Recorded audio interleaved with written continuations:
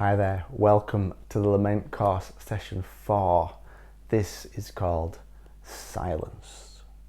So we've been exploring exile and denial and metaphor. Today I want to talk about silence, because I think silence is a powerful tool that's necessary in our journey of healing and lamenting. But it's one that as a society we are not good at all. Because sometimes the best response to someone's pain is not words, but presence. Sometimes the thing you need is not words, but the silent presence of somebody else. In Lamentations, in chapter 1, there's these fascinating words throughout the chapter. So verse 9, we get this: Lord, look on my affliction, for the enemy has triumphed. Verse 11, look, Lord, and consider, for I am despised. Verse 12, is it nothing to you all who pass by? Look around and see. Is any suffering like my suffering that was inflicted on me? We're going to answer that question in another session. And then as well, verse 20, see, Lord, how distressed I am in torment within, and in my heart I am disturbed. So at first the lady's silent. And then she says, look, look, look, see. And then she pours it all out. The whole point is cleverly arranged to show you how pain works and the process from pain into healing works. Shock is a reality. And when you're in shock, all you have is silence. You have no idea what to say, but what you do want is someone to see, to acknowledge what has happened, to go through it, to acknowledge and see the trauma and the pain, to go look, see. Whenever you go through anything traumatic, and what's traumatic for you might not be traumatic for somebody else and vice versa, so please don't ever judge what is traumatic or what is not.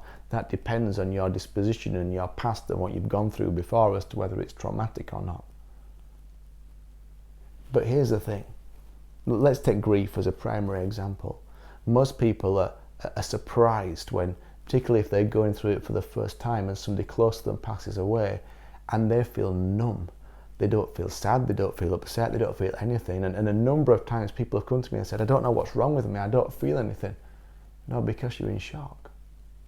That's a normal response to trauma and pain. That's what your body does. It protects itself. It goes, okay, we're going to shut most things down here and focus our energies on protecting ourselves. That's your brain doing what your brain's meant to do. And then later on there'll come a time when you go through the other layers or stages of the grieving process. But shock's real. And sometimes silence is an appropriate response to pain. Often when people talk to us, and it can just be a little thing, we want to come at them with our words and provide our solutions and provide our answers. But here's the thing.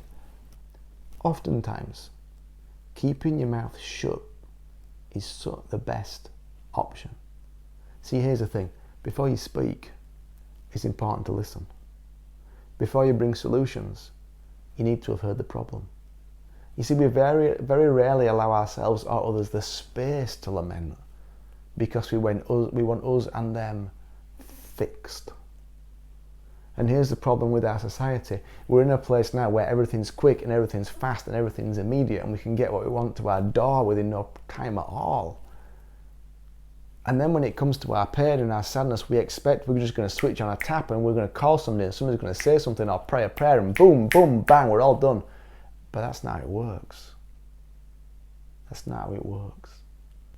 You see, to lament is both giving voice to the pain, giving it expression via metaphor like we talked about in session 3.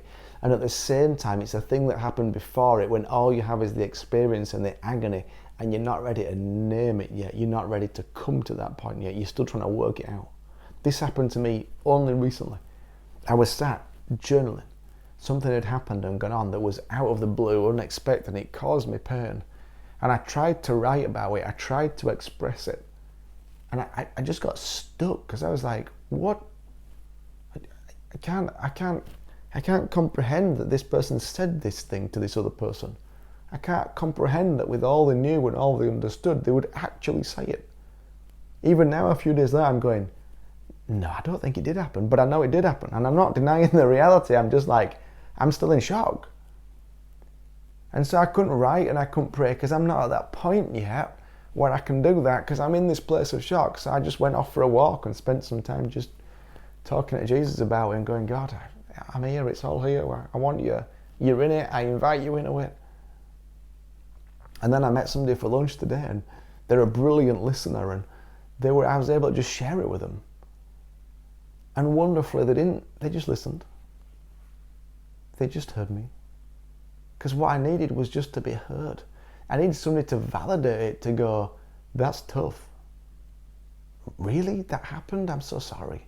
That's all I needed today. I didn't need advice, I didn't need counsel, I didn't need wisdom, I didn't need understanding. What I needed was to be heard, and in order to be heard, I needed somebody else to be silent.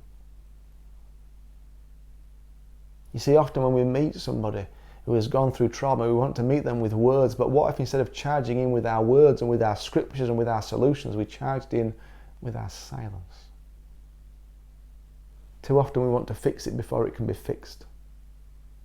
There is a period when people are not ready for words, but they are ready for presence. We massively underestimate the power of presence and the power of silence. And of course, it takes an emotionally mature person to be able to be silent with somebody else, to just sit there in silence with somebody and not feel the need to fill it. Most people feel the need to fill the silence, which is one of the ways you can help people. If you're sat with somebody, just be quiet. They'll fill the silence soon enough because they won't be able to bear it. You don't even need to ask them questions sometimes. Just sit and be happy in the silence. But of course, you've got to be happy sitting in that silence first. But being silent with somebody in pain can create the space for them to express it.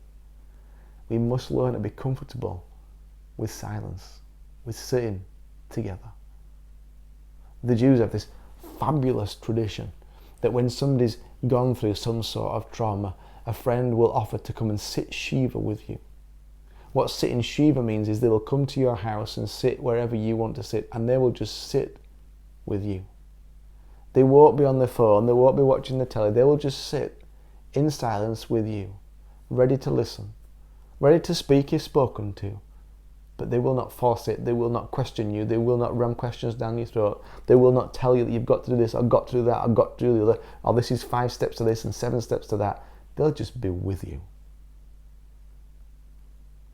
We really need some more people in our world who are willing to just be with people and who are comfortable enough in their own skin to enjoy that silence.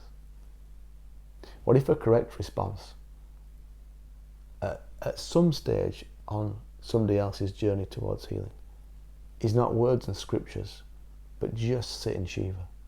To literally sit with somebody in their pain and in their shock. There will be a time for words, as we'll see, but sometimes there's more power in just sitting Shiva together, in being together in the silence. We need people. You need people who will just sit with you.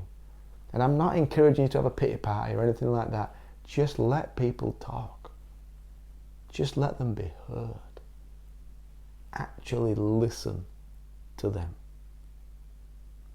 It's hugely powerful. As ever, there's going to be a couple of questions at the end.